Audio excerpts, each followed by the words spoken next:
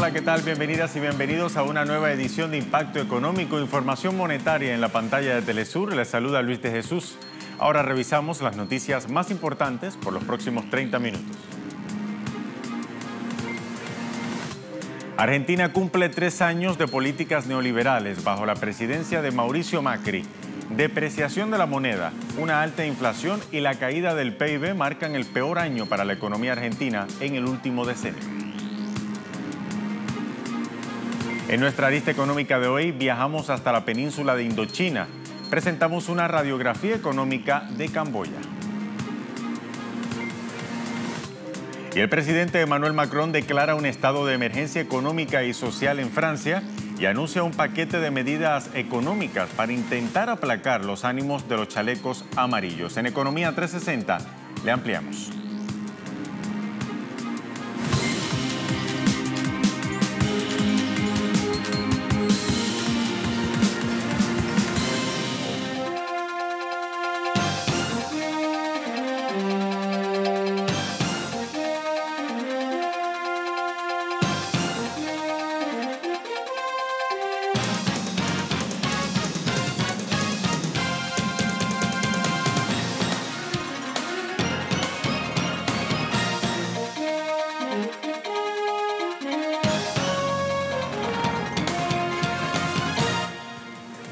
Imágenes que marcan lo que han sido los 3 años de gobierno del presidente Mauricio Macri en Argentina, porque este 10 de diciembre se cumplen precisamente 3 años de la asunción de Mauricio Macri a la presidencia argentina. Previo a su llegada, la principal figura del movimiento Cambiemos había prometido una mejora en la economía, pero durante su periodo gubernamental el país ha padecido una crisis severa.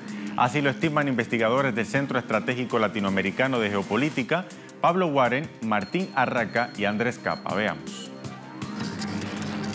A propósito del tercer aniversario del gobierno de Cambiemos en Argentina, la economía del país se contrajo más que al momento de asumir Mauricio Macri la presidencia. Según el CELAC, entre los años 2015 y 2018, el Producto Interno Bruto se retrajo 1,4%. El desplome estuvo vinculado con la devaluación monetaria, el aumento de las tarifas de los servicios públicos y por la retracción real de los ingresos de los trabajadores en un 7%. El CELAC afirma que esto generó una caída del consumo y una reducción en las ventas y de la producción. La denominada lluvia de inversiones no llegó, pese a que el gobierno macrista dispuso medidas como desregular el mercado financiero para hacerlo más atractivo. La evolución de la inversión extranjera directa estuvo lejos de los pronósticos y el promedio anual en la gestión macrista es de 2.420 millones de dólares contra el promedio anual de 2.290 millones de dólares de la última presidencia de Cristina Fernández.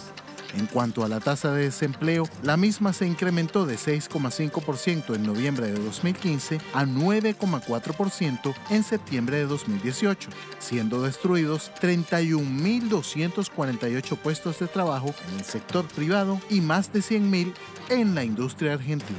Igualmente, en los últimos 3 años, la inflación estuvo por encima del margen de las subas salariales, lo cual ocasionó una caída del poder adquisitivo en la clase trabajadora de 14,7%. La actual administración vislumbró la idea de que la liberalización generaría efectos en la producción, principalmente la destinada al exterior. Sin embargo, las tasas de exportaciones crecieron 1,9% en 2016 y 1,3% en 2017. También el actual gobierno argentino suscribió un acuerdo con el Fondo Monetario Internacional que implica un apoyo financiero de 57.300 millones de dólares, el mayor préstamo de la historia del organismo. El gobierno se comprometió a alcanzar un déficit fiscal primario cero en 2019. Cambiamos ahora de tema. El desempleo y la informalidad son una de las principales características de la economía panameña. Así lo leemos en el portal de la agencia Prensa Latina, que titula: al cierre de agosto, la tasa de desocupación total alcanzó 6%, una cifra inferior a 0,1 puntos porcentuales con respecto al igual periodo del año 2017. Según la encuesta del mercado laboral, el último lustro, el mayor incremento de la población ocupada mayor de 15 años de edad se registró en el año 2018 con la creación de 89.187 nuevos empleos.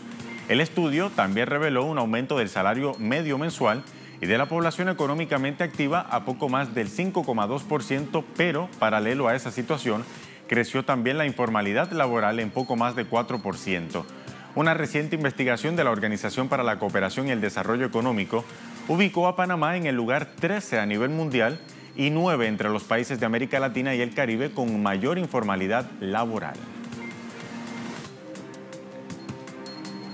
Y bien, el Gobierno de Colombia y la Federación Nacional de Cafeteros acordaron mejorar la conectividad en las zonas rurales. Se trata de un memorando de entendimiento para potenciar la conectividad en zonas rurales que, según el presidente Iván Duque, se traduce en un mayor bienestar para las regiones. El documento lo firmaron el Ministerio de Tecnologías de la Información y las Comunicaciones, la Agencia Nacional del Espectro y el Gremio del Grano durante el 86 Congreso Nacional Cafetero. El gobierno colombiano prometió proyectos de salud, educación y banca electrónica, así como dinamizar el emprendimiento en todo el territorio nacional. La gerencia de la Federación Cafetera estimó que Colombia producirá en el año 2019 unos 14 millones de sacos del grano y exportará 13 millones de sacos de 60 kilos.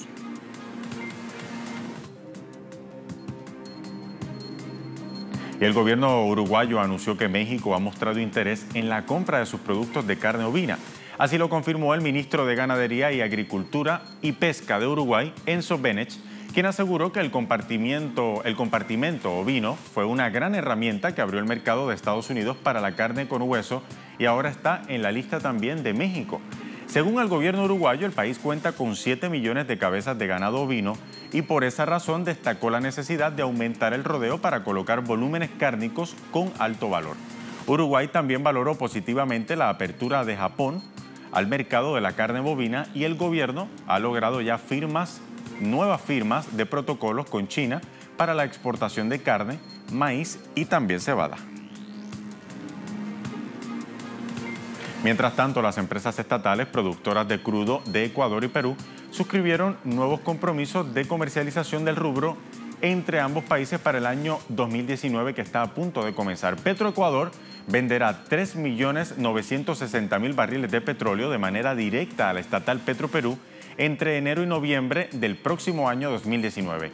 La compañía ecuatoriana destacó que este nuevo contrato elimina la intermediación y beneficia al país al no perder recursos económicos y recibir el mejor precio posible.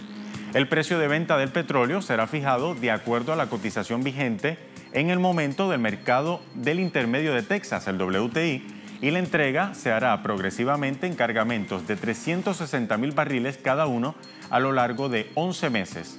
Desde Ecuador aseguran por su parte que los ingresos se verán incrementados, ya que dentro de las condiciones del contrato firmado se estipula que la empresa peruana contrate buques provistos por la empresa pública de Ecuador, la Flopec.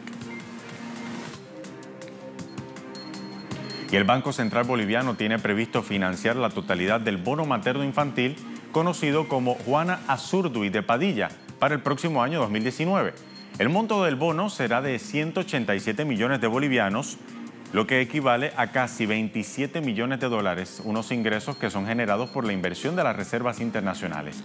Autoridades del Banco Central informaron que hasta octubre de este año 2018, el bono benefició a 2,1 millones de madres y niños, contribuyendo a la reducción de los niveles de mortalidad. En los 8 años que tiene constituido el bono, se han desembolsado más de 1.164 millones de bolivianos, es decir, 167 millones de dólares que han ido destinados a la protección de las familias bolivianas y también a la redistribución de los ingresos. Momento de hacer una primera pausa aquí en Impacto Económico. Al regreso revisamos nuestra arista económica de hoy. Nos vamos hasta Indochina, porque hoy les presentamos una radiografía sobre Camboya. Esto y mucho más a la vuelta de la pausa. Quédese con nosotros.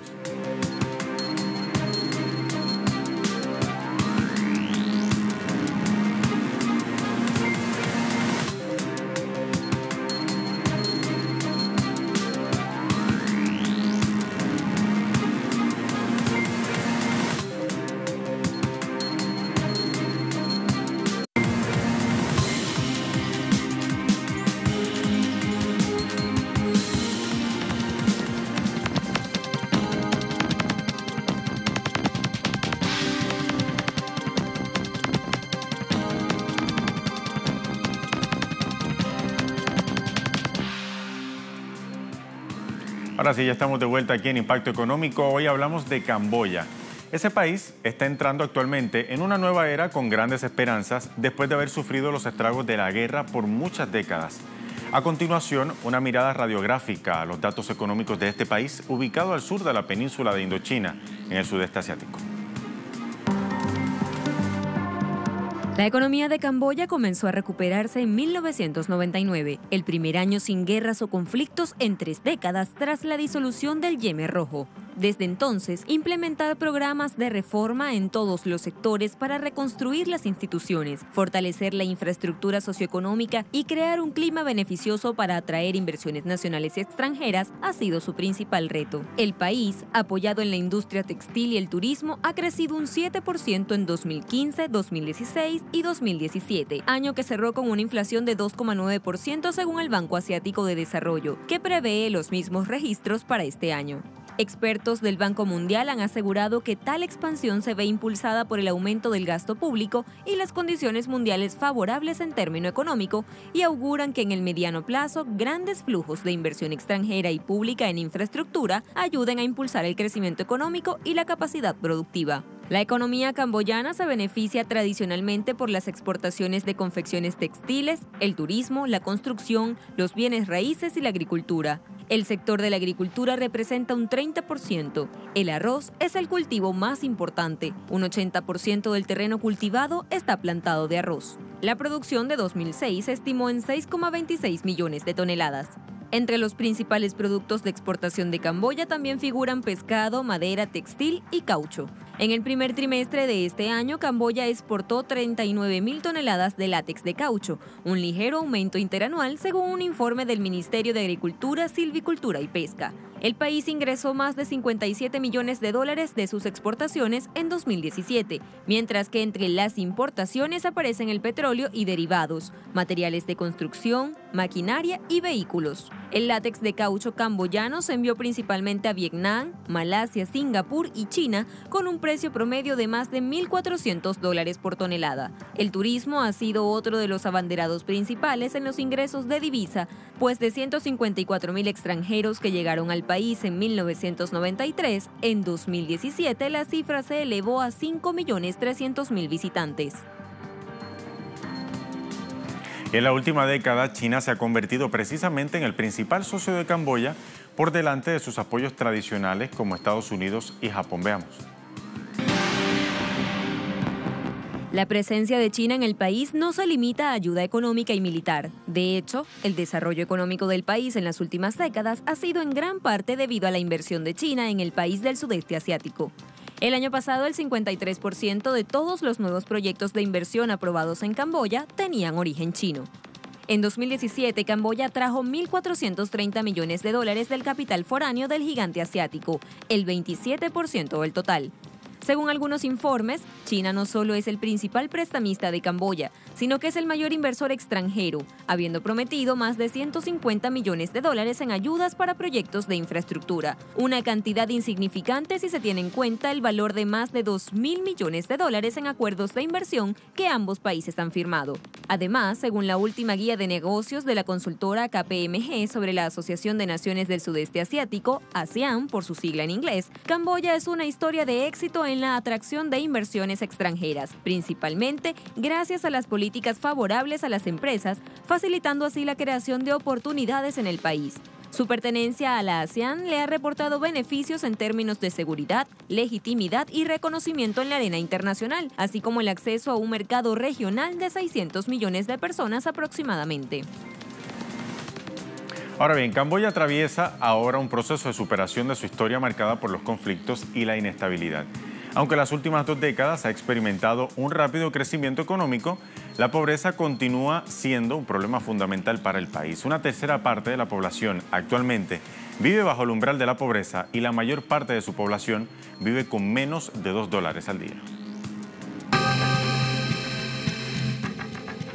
En su camino para superar la pobreza, Camboya se enfrenta a un gran número de desafíos. El país todavía tiene una fuerte dependencia de la ayuda al desarrollo procedente del extranjero, cuyo importe asciende a la mitad del presupuesto anual del gobierno. La provisión de ayuda extranjera se ha desplazado notablemente hacia nuevos donantes orientales, China en particular, con la salvedad de que ésta se enfoca más hacia las oportunidades políticas y empresariales. Desde 2015, la ayuda procedente de los países occidentales ha comenzado a disminuir.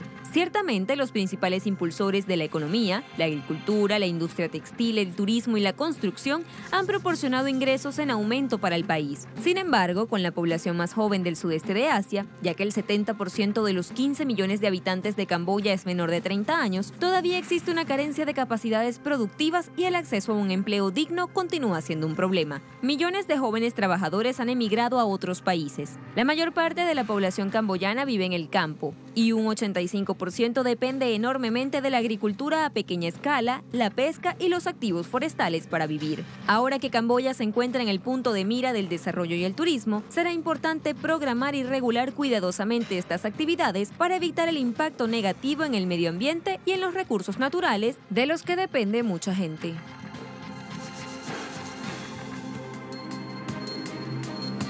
Momento de hacer una segunda pausa en Impacto Económico. Al regreso revisamos Economía 360, nos vamos a Europa, hablamos de Francia. El presidente de Francia, Emmanuel Macron, declaró este lunes un estado de emergencia económica y social y anunció un paquete de medidas económicas buscando aplacar un poco los ánimos de los chalecos amarillos. Esto y más a la vuelta de la pausa, ya venimos.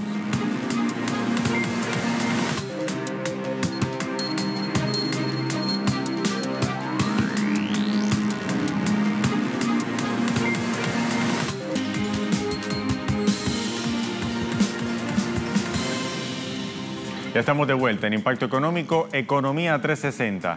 En un intento por reconquistar a los franceses y calmar las protestas de los chalecos amarillos, que ya marcan 4 semanas de manifestaciones en todo el país, el presidente de Francia, Emmanuel Macron, anunció este lunes un paquete de medidas económicas, entre las que figuran un aumento del salario mínimo. En un mensaje televisado, Macron declaró un estado de emergencia económica y social en el país y reconoció que las familias mal pagadas, los jubilados y los discapacitados tienen derecho a estar indignados por su política. No, ¿cómo no van a tener derecho? El mandatario prometió un aumento de 100 euros por mes al salario mínimo a partir del año 2019 y se ha comprometido a introducir exenciones fiscales sobre las horas extras. Asimismo, anunció que los ciudadanos recibirán una bonificación especial a finales de este año que estará exenta de impuestos. Ahora, la incógnita es si los anuncios del gobierno francés bastarán, porque recordemos que hace días fue suspendido el alza al impuesto del combustible. Sin embargo, esa medida no aplacó las protestas de los chalecos amarillos. De hecho, ya hay quienes dicen que las medidas anunciadas hoy por el presidente Emmanuel Macron son precisamente una bola de humo para calmar sus ánimos.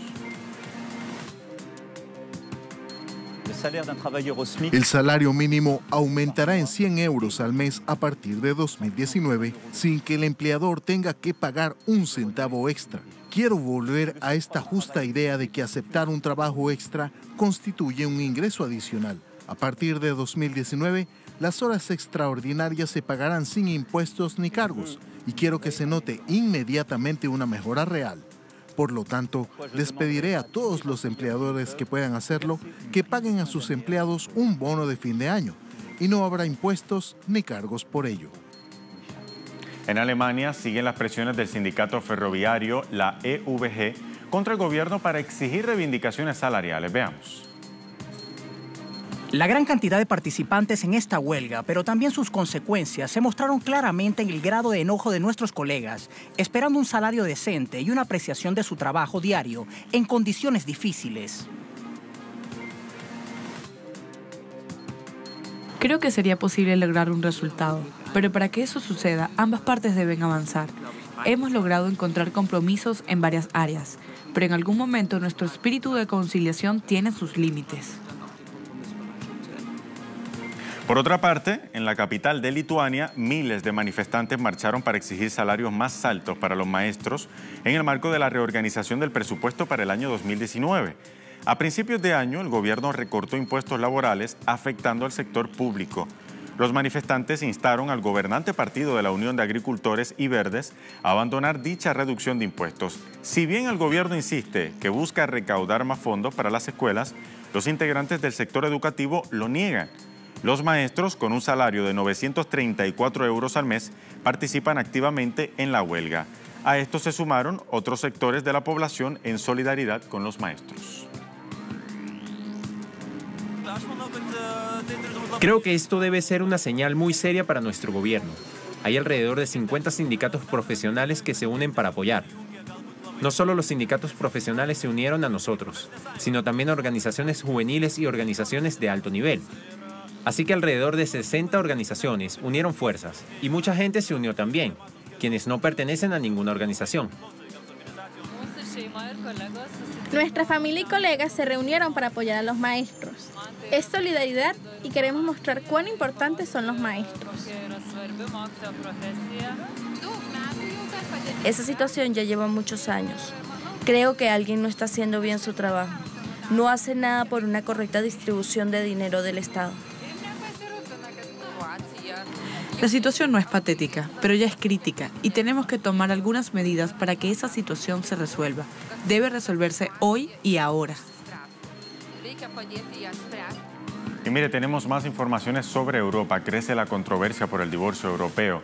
El Tribunal de Justicia de las Comunidades Europeas dictaminó este lunes que Reino Unido podría echar para atrás el acuerdo del Brexit de manera unilateral. Sin embargo, desde el bloque común niegan esa posibilidad y aseguran que los británicos deben abandonar la Unión el venidero año 2019. En lo que respecta a nuestra relación, tomamos nota de la sentencia del tribunal sobre la revocabilidad del artículo 50, que fue respaldada por el Consejo Europeo en el formato del artículo 50 el 25 de noviembre. Como el presidente Juncker dijo, es el mejor y el único acuerdo posible. No renegociaremos, por lo tanto nuestra posición no ha cambiado. Y en lo que nosotros respecta, el Reino Unido abandonará la Unión Europea el 29 de marzo del 2019. Y cambiando de escenario, Rusia cerrará 2018 con un récord en su producción gasífera. El director de extracción y transporte de petróleo y gas, Alexander Gladkov, dijo que la extracción de gas en Rusia este año superará los 700.000 millones de metros cúbicos. La meta planteada por el Ejecutivo no está lejos de ser cumplida, ya que en los primeros 11 meses del año en curso, Gazprom incrementó la extracción en más de 451.000 millones de metros cúbicos, lo que se traduce en un aumento del 5,8% con relación al mismo periodo del año pasado, 2017, según los datos de la estatal rusa. La producción de gas ruso ha cubierto la demanda externa, que en los primeros 10 meses de este año 2018 registró un alza de 70,7% de acuerdo a datos de la Oficina de Aduanas de Rusia. Y mientras tanto, cada día son más los países que siguen rechazando el dólar como la moneda, para el pago de las transacciones comerciales. El portal web Sputnik titula de la siguiente manera: la India se desprende del dólar en el comercio con los Emiratos Árabes Unidos e Irán. En pantalla para su referencia. Los Emiratos Árabes Unidos y la India firmaron un acuerdo de intercambio de divisas que permite realizar negocios usando la rupia y el dirham en lugar del dólar.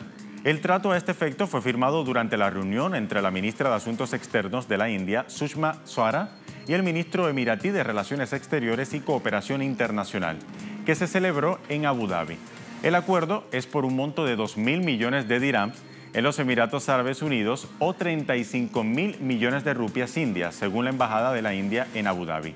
Asimismo, la India importará petróleo de Irán utilizando un mecanismo de pago basado en rupias, según la agencia Reuters, que cita una fuente de la industria involucrada en las discusiones. Además, le contamos que se espera que el Banco Estatal de la India, el UCO, anuncie la noticia en los próximos 10 días. Así dijo la fuente. Y ha llegado el momento de revisar los indicadores del precio del crudo al cierre de la jornada de este lunes, cuando apenas iniciamos la semana laboral. Lo hacemos como de costumbre con el barril de petróleo intermedio de Texas, el WTI. Marcó este lunes $51,90, perdió 1,06%. Verificamos ahora el barril de Brent de referencia en Europa, que marcó hoy $61,25, también perdiendo en este caso 0,50% frente a la jornada anterior. Y finalizamos entonces con el barril del crudo venezolano que se ubica hoy en 377,06 yuanes. Y con esta información llegamos así al final de esta emisión de Impacto Económico. Les invitamos a seguirnos en redes sociales, en Twitter, @TelesurTV, @Telesur Impacto E. Hasta la próxima.